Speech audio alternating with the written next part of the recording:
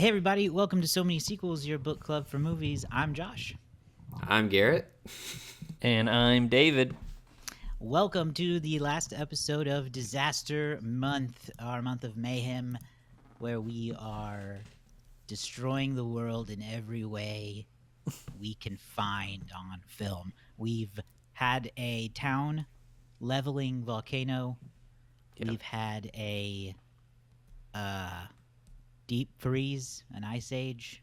World Took ending out ice all age. of North World-ending ice America age. for the most part, yeah. We had a planet-killing asteroid that was diverted by the world's best deep core oil driller. Yes. And Renowned. now we're going to wrap up with a Martian attack on the planet Earth by Martians. The likes that no one had ever seen. The fact that Marvin was not there was a stunner. Yeah. We're going to talk about Mars attacks, and this was a kind of a group decision. We did not pick this individually, and this was not from any submissions, but we kind of came to this consensus on our own that for some reason, even though no one came out swinging with Mars attacks, we all agreed it was the right pick. Yeah. Yes. Whittled our way there. Yeah. Well, I think we finally we knew- were like, all of the It was 90s everyone's was second like choice, I feel like. I think yeah, we it's all the zeroed apple in on pie we of wanted disaster movies. we wanted some kind of alien invasion was kind of where we were circling because we looked at At World's End. Yeah, I think is what it's Yeah. called. almost the world's Obviously, we discussed Independence Day a little bit, but for some reason, something about Mars Attacks stood out. Yeah. It fit the bill because it's so 90s, and that was one of the reasons for me where it was like it just everything that we have done has been so 90s, extremely, and so I think that this just finally this was the one. I am no closer, though, to understanding what was in the air that made all these disaster movies come to Yeah. fruition in the 90s like this. What were they waiting Well, that's for? because- Was it the end of the century and the coming of the millennium? Perhaps. Perhaps. Perhaps. This was And- this was Where's another my pipe? Perhaps, yes. yes, perhaps. Yes. It was another kind of odd twin movie year because we had Mars Attacks and Independence Day come out the same year. Obviously, wildly different tone Yeah. of movies, but more or less same premise of an alien invasion. Moderately xenophobic of you to assume they're Martians in Independence Day, though. I'm not assuming anything with the Independence Day aliens. They're all over the place. Yeah, for sure. They came from Uranus. Yeah, probably. Okay, but back to Mars Attacks, which is a truly ridiculous movie. This is a somewhat attempt at recreating a sci-fi B movie, I think from the 50s, 60s era. It's described like so. A fleet of Martian spacecraft surrounds the world's major cities, and all of humanity waits to see if the extraterrestrial visitors have, as they claim, come in peace. U.S. President James Dale, played by Jack Nicholson, receives assurance from science professor Donald Kessler, played by Pierce Brosnan, that the Martians' mission is a friendly one. But when a peaceful exchange ends in the total annihilation of U.S. Congress, military men call for a full-scale nuclear retaliation. David, did anyone go see this movie when it came out in theaters? I genuinely don't even know. I don't recall if this was something people talked about, if it was popular, or if it was just one of those weird things that exist in my childhood memories. It kind of depends on how you compare things, I think, really. I mean, by modern standards, not really very many people churned out for this. However, movies didn't always used to open to, 60, 70, $80 million opening weekends, which you get fairly often now. Mars Attack opened the weekend of December 13th, 1996. So it was kind of a Christmas time movie. It was the number Merry 2 movie with Christmas. 9.3. Interestingly, the fun fact for later, Tim Burton said that's why the aliens, when they shoot people, they turn into red and green skeletons, because he knew it was going to have a Christmas time release, so he wanted to match up with that, which is just a bizarre directing decision to make, but fun still. He's a But bizarre Mars Attack guy. opened number.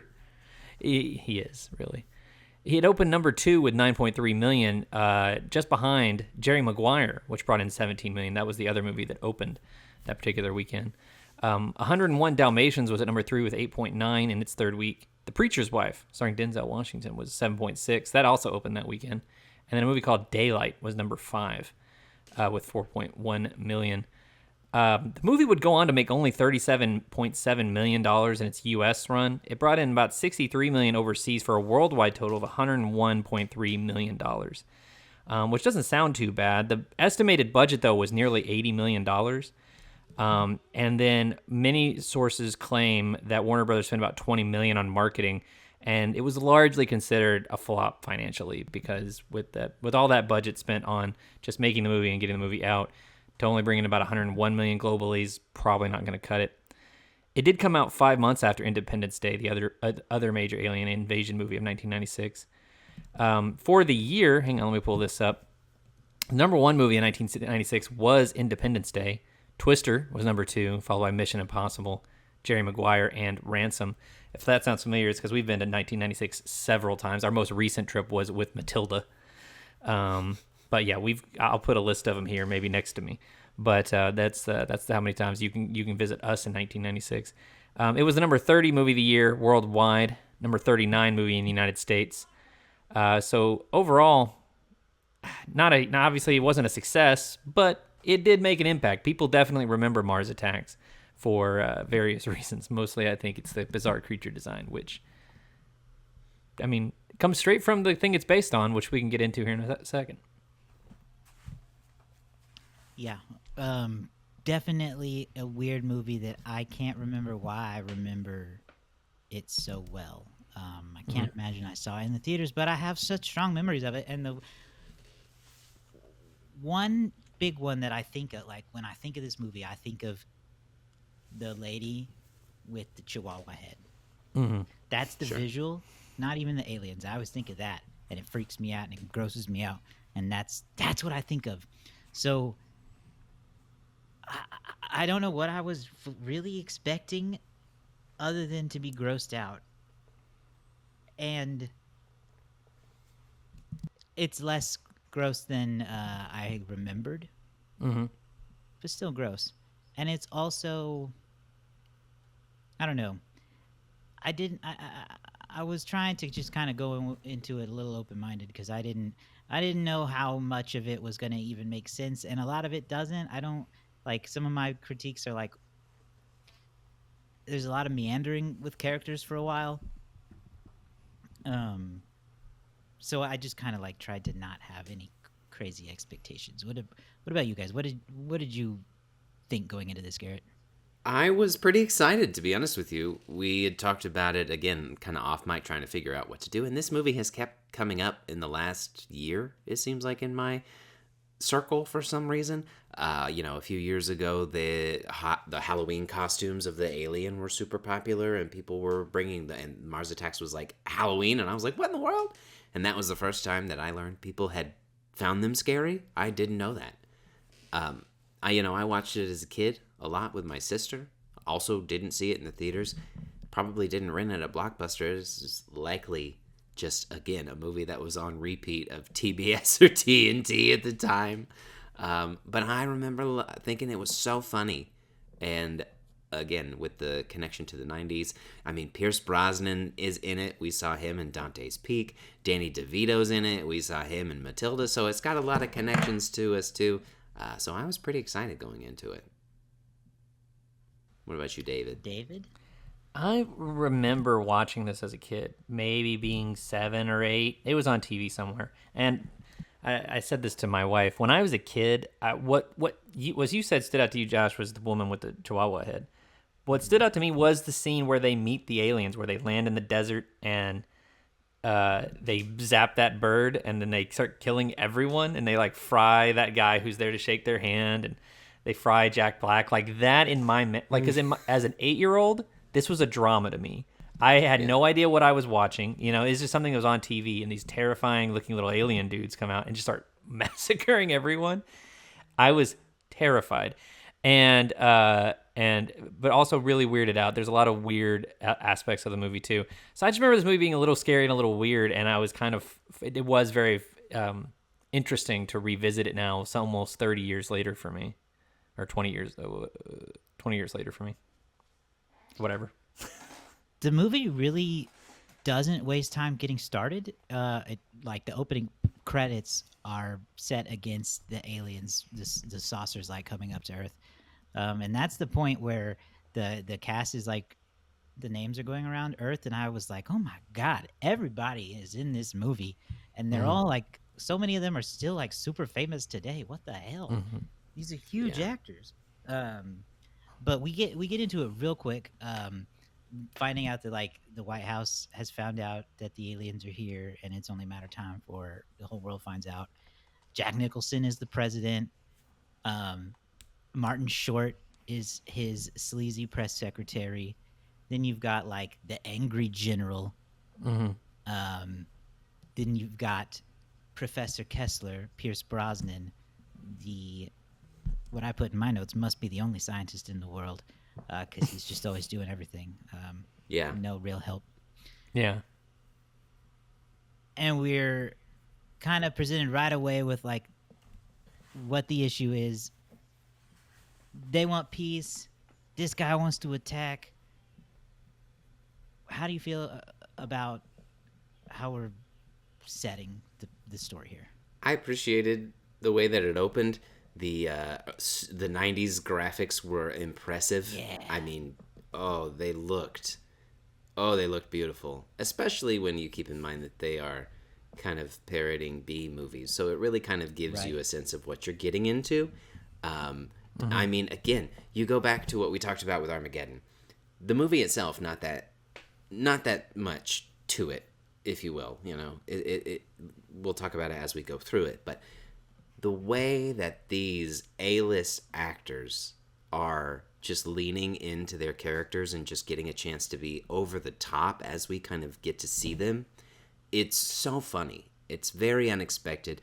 It felt like a Wes Anderson movie in a way, in a sense of like you're getting a chance to see all of these A-list cast do and be cast in different kind of ways. And so seeing them set up and really lean into these kind of funny characters was really a good way to start things off. Yeah, the opening sets the stage for what you can expect. Very cheesy, very intentionally calling back to like how sort of the very 50s pop aesthetic of what aliens, flying saucers kind of look like. Sure. The whole thing is based on a trading card series. I've included a photo of the first trading card here in the notes. So they adapted it pretty accurately from what the design was on these trading cards. And it's very cheesy, very intentionally cliche at times. However, it's also like a weird time capsule because Martin Short looks so young. He does. Oh, his And- baby. Yeah. And, Pierce Brosnan, I have to imagine they were like, can you do an American accent? He went, I will not. And then they, they just soldiered on, Listen, you said this is the second time that you've said this about Pierce Brosnan, and no one, not a single person, wants to hear Pierce Brosnan do an American accent. I want to hear him do it to see if he can. Shtick, his whole thing is people want to hear that sexy British Pierce Brosnan not accent. That's what I'm saying. I'm just curious if he can't. That's all I'm saying. I don't want to see a whole movie with it. That's for darn sure. But I just want to be in the room where someone asks, will you be doing an American accent for this film? And him just go, no, I shan't. Or whatever, right?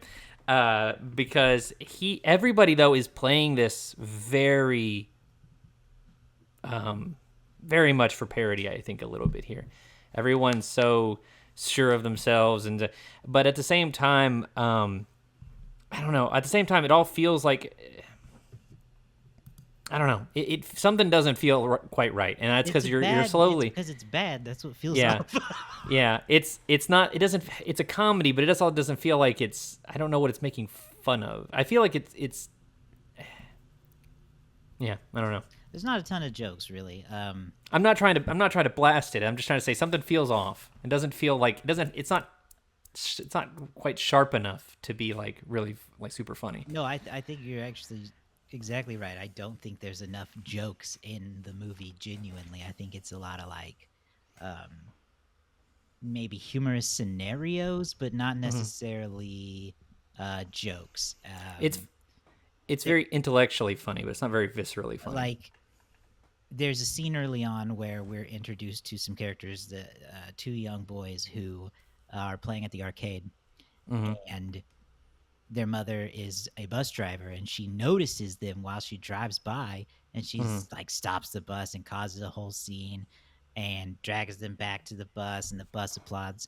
And like I get the gist that that's supposed to be funny, but there's not really any jokes in that. No, You know what I mean? And it's like no. that for the whole movie. Humorous scenarios maybe. um One thing though that I laughed at or was able to find myself enjoying just as at like an analytical level was Jack Nicholson playing two characters in this movie, this basically the same. Exactly.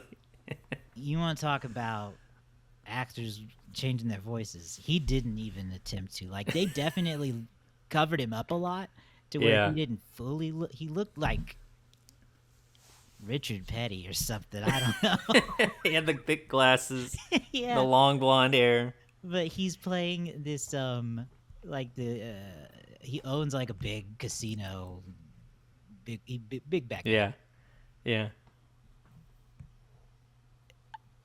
Why yeah. I don't know. There's no real reason for it to be Jack Nicholson. There's no real reason for the character. Like, if I have a complaint about the movie, it's just some of the characters feel very superfluous, and this is like the lead one. Is like, why is Jack Nicholson in a dual role here? It doesn't seem to be saying anything. You know what I mean? Like, Yeah, it's not like Jack Nicholson's playing a president and he's also playing this other guy, and you see sort of a weird duality in these two characters. It's like they just it's really hard to get a grasp on if there is a main character in this movie. yeah. It If does there's feel like anybody, it it's that just kid who kind saves of his grandma.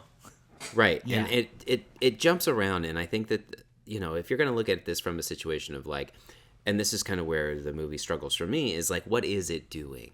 I get that it's a B movie, but there's not really much of anything going on, and that's kind of what I mean. Like these actors that we have are really cast and performing well. They're very funny, but there doesn't really seem to be much of a build or a payoff. Like, Yeah. I agree. I was like waiting for this moment of, okay, well Jack Nicholson, the president, has died, and now they've found this guy, and they're gonna make him look like the president. So and that never happened. There was just no Yeah. real logical connection to a lot of this stuff, and it does start to feel like a whole bunch of SNL sketches just kind of put together into a movie-esque Yeah. type. A lot of parallel stories that never really intersect. I'd rather watch a movie adaptation of the Kate McKinnon alien abduction sketches. I think that Oh would be Lord. Another coot shoot and poot shoot. So when the crap really hits the fan, they stage this big dramatic meeting ceremony where doves are released, and that triggers the aliens, and they start mercilessly killing everybody. We lose. This is where we lose Michael J. Fox. Yeah, One what of a the early big tragedy. celebrity deaths in the movie, where you're like, oh, they're killing big names in this. Okay. He's like a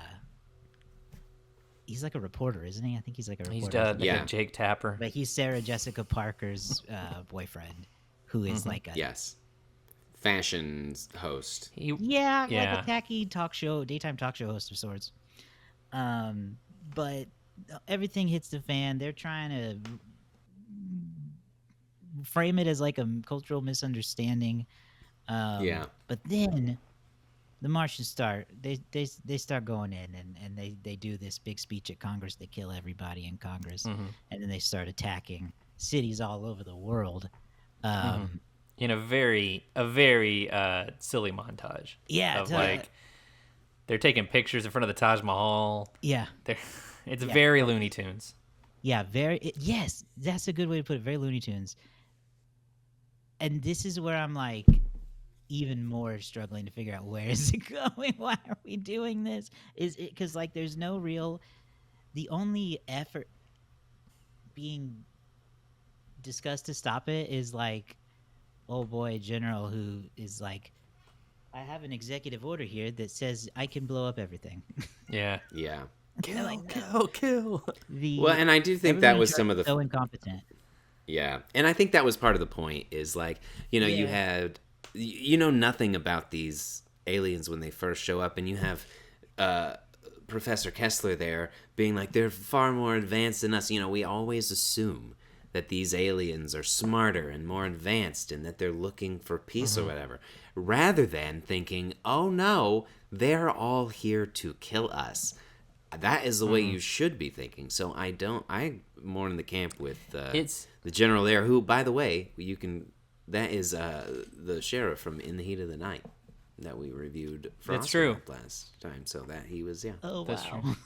I thought he was, You know, I it's- thought he looked familiar. So It is sort of an inverse at times of some alien invasion movies where humanity assumes the worst of alien invaders, and in so doing so ends up causing their own destruction in a way. In this movie, the president and Pierce Brosnan's character and everybody, they're so unwilling to consider that these guys might be hostile. They like give them every chance and just end up giving themselves so many opportunities to get like just slaughtered.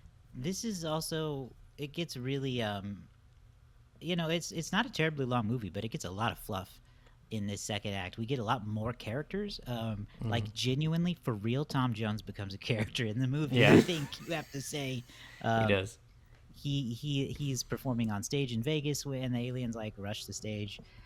We're introduced to Byron Williams, who is there and like keeps coming back. We come back to the family of the two boys who are now like in the White House For a tour. for a saving the tour. president, saving the Yeah, president. and they save the president because they're so good at the blaster game. There's a Yes. lot going on, and then There's just, the like, alien woman. I do want to point out there's not a lot to say about him, but there is Jack Black. Jack Yes. Black. I think this was American an early hero. role for Jack What do you Black. mean? There's not a lot to say about him. A Well, I true mean, American he doesn't do hero. much in this movie. Yeah. There's the sequence where the aliens imitate a woman and go into the White House with Martin Yes, Short's that's how character. Martin Short reaches his end. Is he is a skeezy guy, and I did want to bring that up. That Love we get sleazebag introduced Martin to Short. A White House sex room that is revealed. Yeah. like a '60s Batman and Robin style bust of JFK lifts up, and there's a big red button. and then the Kennedy room opens, and there's a shag bed like Austin Powers. I also love that it's the Kennedy room. I found that funny. Of course, it's the Kennedy room. It has to be. Yeah. Yeah. It did. No. It genuinely didn't make sense to be the Clinton room yet. No. that was No. that was Still a this time year or period. so off, I think. Yeah. But so there is funny moments like that. Like this is when we get the Sarah Jessica Parker's head being removed and traded with the dog. Weird things like that. But it doesn't really go anywhere until we get into the third act, where again, no real purpose to anything. The major like weakness to the aliens is discovered on accident. When grandma, who I've been wondering at this point in the movie why there's so many scenes with this old lady, she just wants to sit in her apartment and listen to her music. Speakers come unplugged, and Slim Whitman plays, and it makes all of the aliens' heads explode. Yeah. Yep. So we're I mean- weaponizing old music. I mean, that song, Yeah. that holler, it'll make your head explode. Let me tell you what. Because nothing had been working to that point. They launched that nuke up there, and the aliens huffed it like helium. Right. Oh, man. It was that was truly one of the Marvin the Martian type moments. They launch out this little weird thing that absorbs a nuclear explosion. They're like, yes, delicious. There's a lot of yeah. I can feel the Marvin Martian. I mean, Marvin Martian is also 50s B movie style sci-fi take on aliens from Looney Tunes. So I forgot this. You have this in the notes here that they bowled over the Easter Island heads with a big stone. I forgot about that. yes, they do a lot Yeah. of very goofy things in this movie. Yeah, they recarve the Mount Rushmore into alien heads. They do. There's meanwhile, I not say one of the various plot lines going on. The dad of those two kids that we mentioned Jim Brown. Jim Brown, NFL Hall of Famer Legend. Jim Brown, who's playing a former boxer in this movie. He's trying to get back to Pam Grier, and so he teams up with Tom Jones and a couple other people from this casino to try to fly back. He does hand-to-hand combat with the aliens, just knocking them out Yes. one by one. Yeah. Danny DeVito's running with them at that point. Danny DeVito's character is literally his character from Matilda, just at a different point in his life. After he Where he's left trying to Matilda. hawk a watch to one of them. I agree, Josh, that there are too many things going on in the middle. I really wish it was a little more focused, and I think this is kind of the problem that I have with some of these movies that have all of these different big name casts, and they're in there for like 2 minutes or something like that. They don't really have anything to do. Michael J. Fox was not in there long enough to warrant a purpose for Michael J. Fox. He was severely underused for how big of a star he was at that point in time. Like, it was just, it was a level of like, here's a name just to say a name and to put them in a silly situation that doesn't really amount to anything. And that ultimately for me is where it struggles, is it's just a lot of builds to a lot of funny, but it's like, I wish there would have been a little bit more of a path to end. Yeah. You know. Payoff. I'd almost, even though it very much hews pretty close to the American president, I almost would have preferred swapping Michael J. Fox and Martin Short's roles. I feel like that would have both been good. Fun in that. I don't know. I love a sleazebag Martin Short though. His eyes when he rolls down the window to look up at prostitutes and stuff. He's always pulling up the prostitutes, man. His face. Yeah. What kind of press secretary are you? Not a good I one. know. That's for sure. No. So Well, the president himself isn't very useful either. He's so indecisive. Well, that's the thing, is that nobody in power in this movie is helpful in any way, really. They're all sort of incompetent in some capacity, which is why the Earth, like, everyone is saved by the two kids and the grandma's music on accident. Like, that's how they save the world, is broadcasting this music all over the place to blow up their heads. And, we get this ending of the Capitol in ruins, and Tom Jones comes back. Tom Jones and the animals reclaim the Earth. Like, puts out his arm, and a falcon lands on him, and then It's Not Unusual starts playing. It's not unusual. As soon as Tom Jones showed up, I was in. So the A+ for that. I mean, he doesn't get enough credit. And his Welsh accent, it's beautiful. Both singing and just talking. I understand why all those ladies throw their panties on stage when he sings What's New Pussycat. I got no complaints about Tom Jones, I tell you what. No. But yeah, there is just something that feels like it's not quite finished about it. I agree. All right, let's get into our final ratings and reviews then for Mars Attacks. David, do you want to go first? Yeah, Mars Attacks is weird, silly, and morbid at times. Man, it's not like overly gory or anything but that. It's just kind of... It would be disturbing, again, if you were showing this to like an 8 or 9-year-old or whatever. I think, though, it manages to be pretty much exactly what it wants to be. Like, it's an homage to classic B movies. It's intentionally a little bad and intentionally a little oddball. My main complaint is that it feels too narratively scattered. I think you guys shared that same idea, that there's too many characters that add very little to the plot. Specifically, Jack Nicholson and his second role. Like, the movie's intellectually kind of funny at times, but it's not, like, viscerally funny. I never got any, like, hard belly laughs or anything like that. I think Tim Burton made exactly the movie he wanted to make, though.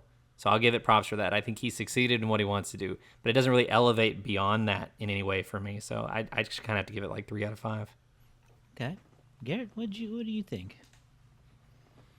I feel like I look back at when this movie was really popular in my time frame of life, and I was, 8 to 12, probably. My older sister's 5 years older than me, so she was in the same range, 8 to 15, somewhere around there. And I feel like this is that kind of humor. I feel like it's definitely, you're 12 and you're like, oh my God, this is the funniest thing that I have ever seen. They're just being so silly. And then when you go back and watch it, it's not quite as funny as I wanted it to be. It's still pretty funny. I still like seeing all of the people in the roles that they're in, but it didn't really, it kind of felt like, I wish I would have watched something else at the end, but not quite. Like, I'm not upset with it, but like, it didn't. So for me, that will make it like a 2.5. Yeah. I think that it is a, I don't know. I think it's a good attempt at what I think it wants to be, but I'm not sure that it fully lands for me either.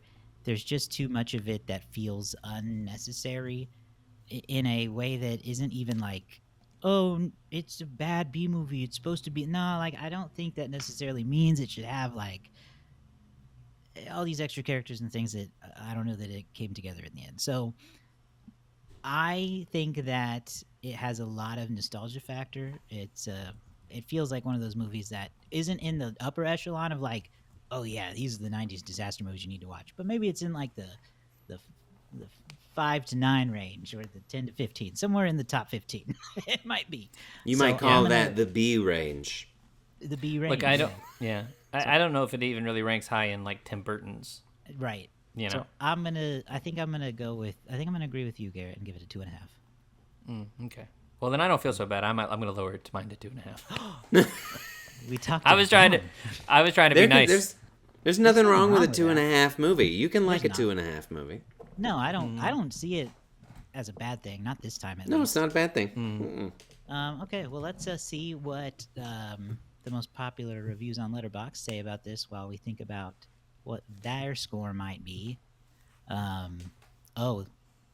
Immediately called out. 2.5 stars. The Martians are just minions before minions were a thing. Oh, truth.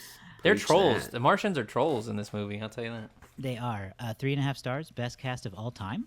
Question mark? Yeah, it's up there. Pretty good cast. Maybe. 3.5 stars. It is insane that I was allowed to see this in a theater at the age of 10. It does feel like it should be rated R, right?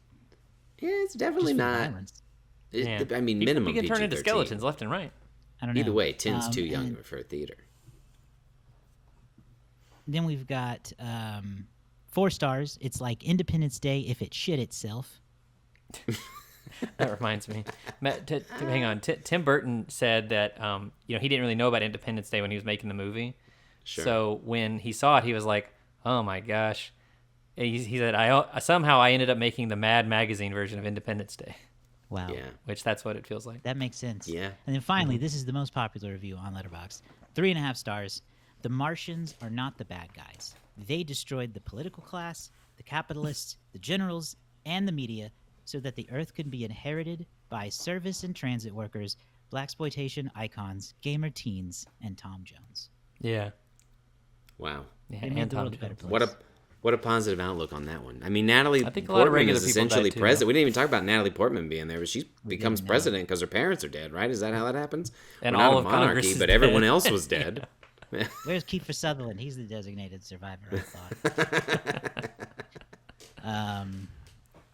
All right. Well, let's take a gander at a guess here. Garrett? Wow, this is a tough one because I feel like it's going to be lower but higher than I feel like I want to go. I'm gonna go with a 2.7. All right. Josh? I'm gonna go higher than that, and I'm gonna go with an even 3.0. Even 3? I'll say it's a 3.2. Okay. This week. Oh, it's been a minute, but we do have a direct hit this week, Oh. Direct hit? and it is surprisingly to me, it is David with that 3.2. Is what Wow. this movie is on Letterboxd. Higher than any of us probably thought. I'm surprised. I'm very surprised. At least Garrett and I. Yeah. All right, 3.2 for this. I mean, the thing is, I had a feeling that we all kind of agree, like, yeah, this is kind of a weird movie, but some people will really appreciate that it's a weird movie. Burton, to his credit, it's a very Burton movie in a lot of ways. And he and his writer fought for like, apparently the studio hated the opening with the cows on fire. Hated it. Weird. And he and his writer fought hard for that, so much so that the writer got fired. But yeah, they really wanted what they called the barbecue bovines to stay in. I mean, it stood out to me. Well, that pushes me up to 9. Josh is just behind at 6, and then Garrett way behind at 2. But still a lot of year ahead of us, so anything could happen. Plenty of Calm, time. cool, and All right, collected. that'll do it for us. That wraps up another month for us here on the show. We will let you know what we're working on for June here soon. So subscribe to the show wherever you get podcasts or on YouTube to get the videos. You can go to SoManySequels.com and get all those links there, as well as our blogs and videos and podcasts and all the fun stuff is there at SoManySequels.com. All right. We will see you guys very soon. Bye.